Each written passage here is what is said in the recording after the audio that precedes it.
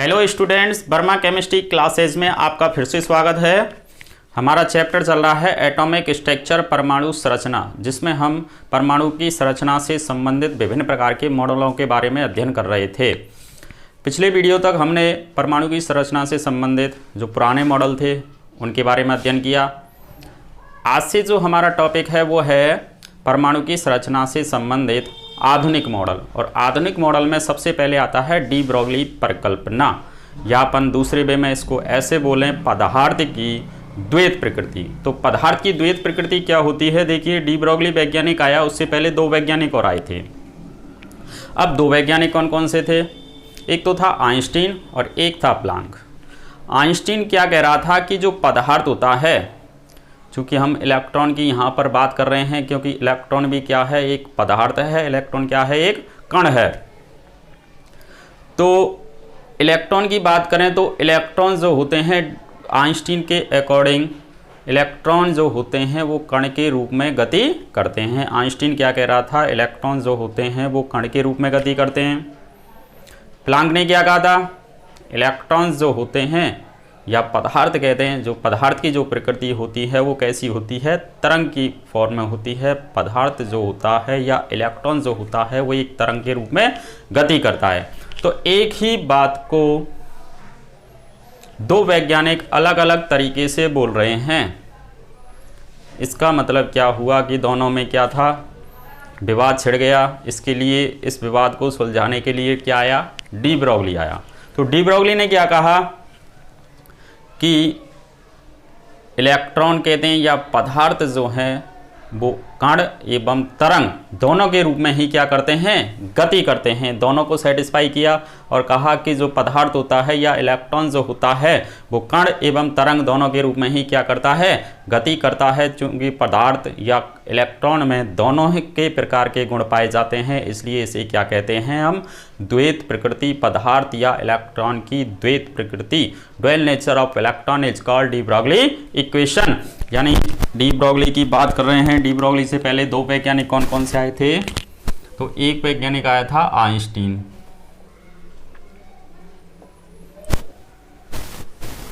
Einstein था। Einstein क्या कह रहा था कि जो पदार्थ है या इलेक्ट्रॉन है, आइंस्टीन के अनुसार इलेक्ट्रॉन जो होते हैं वो कण के रूप में गति करते हैं। कण के रूप में गति करते हैं। इसके अनुसार ऊर्जा जो होगी वो E बराबर mc² के बराबर होती है। E बराबर mc²। आइंस्टीन के अकॉर्डिंग ऊर्जा क्या होती है? E बराबर, क्योंकि इलेक्ट्रॉन एक कण है और कण की ऊर्जा को हम E बराबर mc² से व्यक्त करते हैं। इसके बाद दूसरा जो वैज्ञानिक आया था वो आया था कौन? प्लांक। प्लांक ने क्या कहा था कि जो इलेक्ट्रॉन जो होते हैं वो एक तरंग के रूप में गति करते हैं। पदार्थ कह दें या इलेक्ट्रॉन कह दें, उसकी प्रकृति को तरंग के रूप में व्यक्त किया। प्लांक के अनुसार इलेक्ट्रॉन तरंग के रूप में गति करते हैं। तो ये तो कह रहा है कि कण के रूप में गति करते हैं और ये कह रहा है तरंग के रूप में गति करते हैं। एक ही बात को दो वैज्ञानिक अलग अलग तरीके से बोल रहे थे। इसका मतलब अगला जो वैज्ञानिक आया वो डी ब्रोगली आया। जो डी ब्रोगली इन दोनों को क्या करेगा? सेटिस्फाई करेगा और बोलेगा क्या कि जो इलेक्ट्रॉन या पदार्थ जो होता है उसमें दोनों के गुण पाए जाते हैं, कण एवं तरंग। यानी कण के रूप में भी गति करता है और तरंग के रूप में भी गति करता है, यानी दोनों के गुण पाए गए। इसलिए इसको बोलते हैं पदार्थ की द्वैत प्रकृति या इलेक्ट्रॉन की द्वैत प्रकृति, ड्यूअल नेचर ऑफ इलेक्ट्रॉन, या इलेक्ट्रॉन की दोहरी प्रकृति ही क्या कहलाती है? डी ब्रोगली परिकल्पना, डी ब्रोगली समीकरण जिससे बनने वाला है।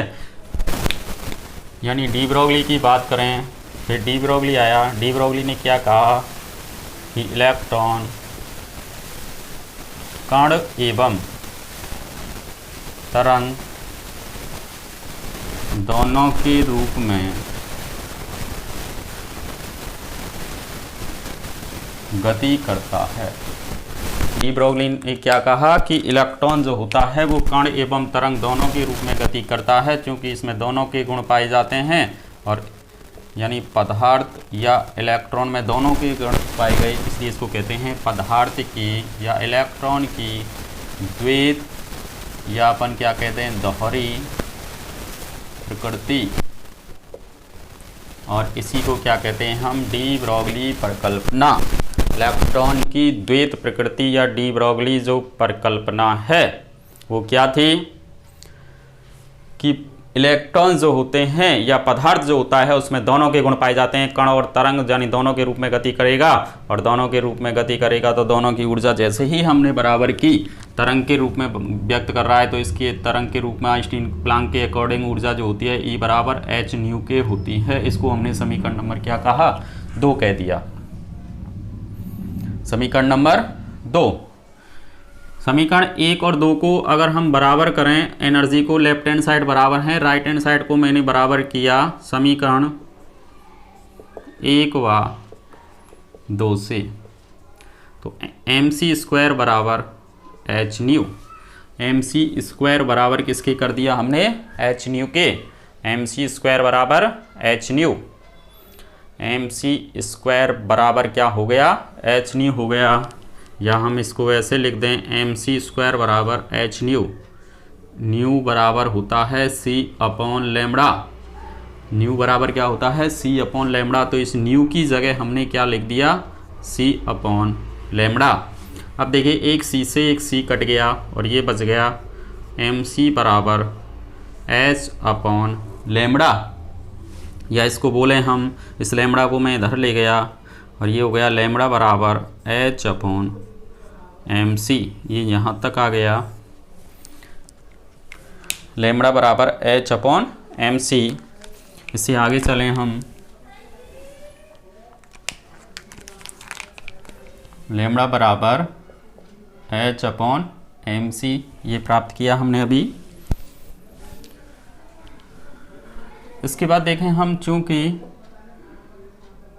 इलेक्ट्रॉन जो है ये क्या है, कण है, इलेक्ट्रॉन कण है, इसलिए यहाँ पर जो c था, जहाँ c बराबर प्रकाश का वेग है और जिसका मान क्या होता है 3 × 10⁸ मीटर प्रति सेकेंड। c बराबर प्रकाश का वेग है, चूंकि इलेक्ट्रॉन एक कण है इसलिए जो कण होता है, कण का जो वेग होता है उसको क्या लिखते हैं हम, b की फॉर्म में लिखते हैं, ना कि c की फॉर्म में। तो इलेक्ट्रॉन एक कण है इसलिए c बराबर b लिखने पर, c बराबर हमने क्या लिख दिया, v लिख दिया। c बराबर v लिखा तो देखिए इसमें लैम्बडा बराबर h अपॉन mb हो जाएगा। इस c की जगह हमने क्या लिख दिया है, v लिख दिया इस समीकरण में, और यहाँ लिखा हमने लैम्बडा बराबर h अपॉन p, लैम्बडा बराबर h अपॉन p, चूँकि हम जानते हैं संवेग जो बराबर होता है वो क्या होता है mb के, p बराबर क्या होता है mb, चूँकि p बराबर mb, तो हमने mb की जगह क्या लिख दिया है, p लिख दिया। इसको हम देखें तो ये h जो है स्थिर राशि है, जहाँ h बराबर प्लांक नियतांक, h बराबर क्या है, प्लांक नियतांक, जिसका मान होता है 6.62 × 10⁻27 अर्ग इंटू सेकेंड। जूल में अगर बात करें तो 6.62 × 10⁻34 जूल इंटू सेकेंड, चूँकि ये हमने किस में लिखा है, अर्ग में लिखा है, 1 जूल बराबर होता है 10⁻7 अर्ग के। h प्लांक नियतांक है यानी स्थिर राशि है, और p क्या है, संवेग है। तो इस एक h को हटाया हमने, एक स्थिर राशि है और एक समानुपाती का ये चिन्ह लगा दिया, तो ये लैम्बडा प्रोपोर्शनल हो गया 1/p। अर्थात ये क्या सिद्ध कर रहा है, अर्थात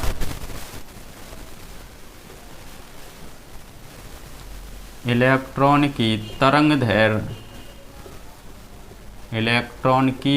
दैर्घ्य उसकी संवेग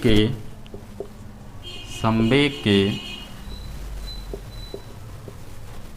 व्युत्क्रमणपाती होती है, संवेग के व्युत्क्रमणपाती होती है। इलेक्ट्रॉन की जो तरंग दैर्घ्य है वो संवेग की क्या होगी, व्युत्क्रमणपाती होगी। किसके अकॉर्डिंग, डी ब्रोगली समीकरण के अकॉर्डिंग। यह जो समीकरण है इलेक्ट्रॉन जैसे सूक्ष्म कणों पर ही लागू होता है। उपरोक्त समीकरण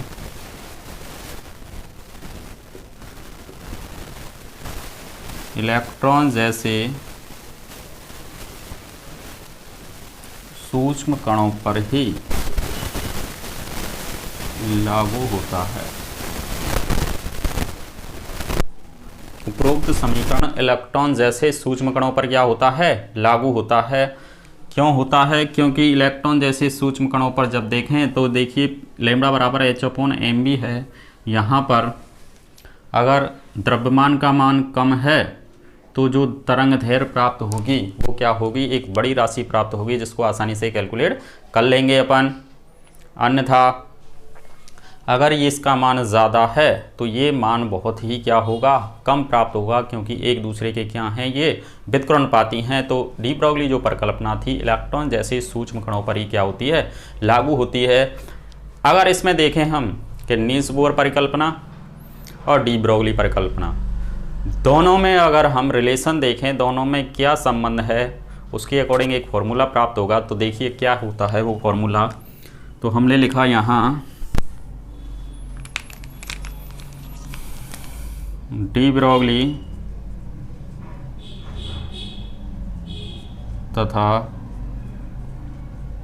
नील्स बोर परिकल्पना में संबंध।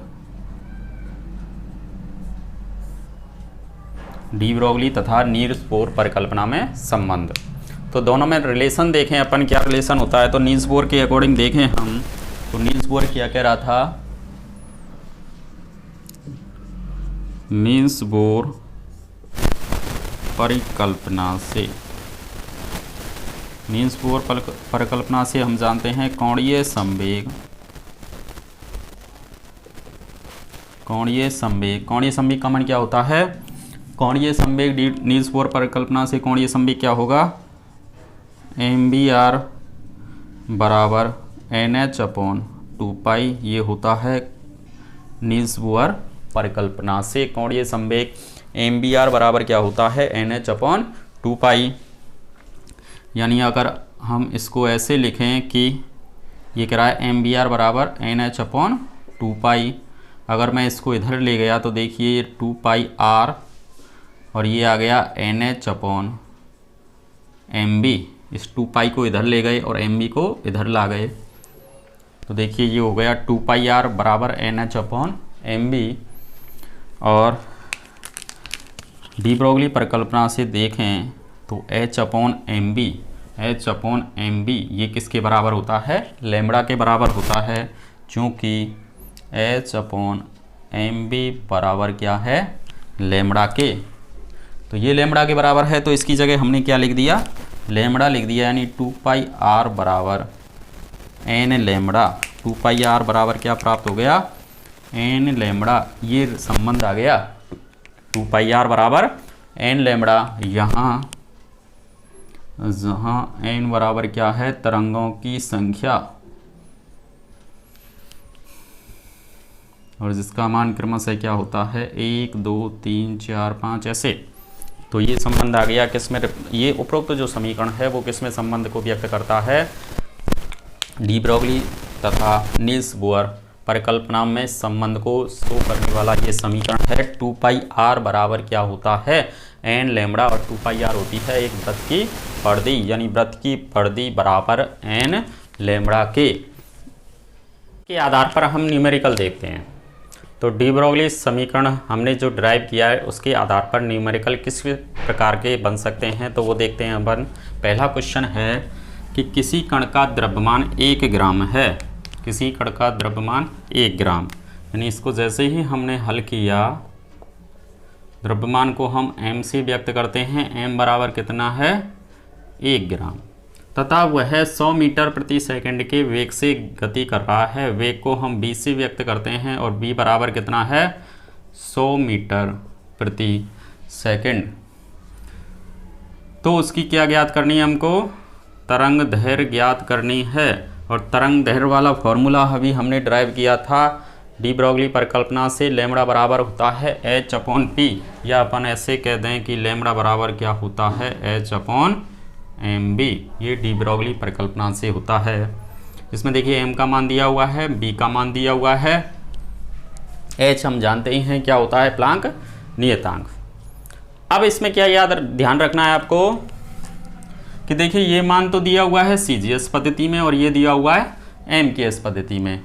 तो हमको दोनों जो मान हैं वो एक ही पद्धति में करने हैं, या तो MKS में या CGS में। तो देखिए हमने इस मान को जैसे ही CGS में चेंज किया तो हम जानते हैं 1 मीटर बराबर 100 सेंटीमीटर के होता है। 1 मीटर बराबर 100 सेंटीमीटर, तो 100 मीटर प्रति सेकंड है। तो वेग करके हमने लिखा या b बराबर क्या हो जाएगा, 100 का गुणा कर देंगे इससे, तो ये हो जाएगा 10,000 यानी 10 पे घात 4 सेंटीमीटर हो जाएगा। अब ये सेंटीमीटर प्रति सेकंड। अब इसमें मान रख देते हैं हम।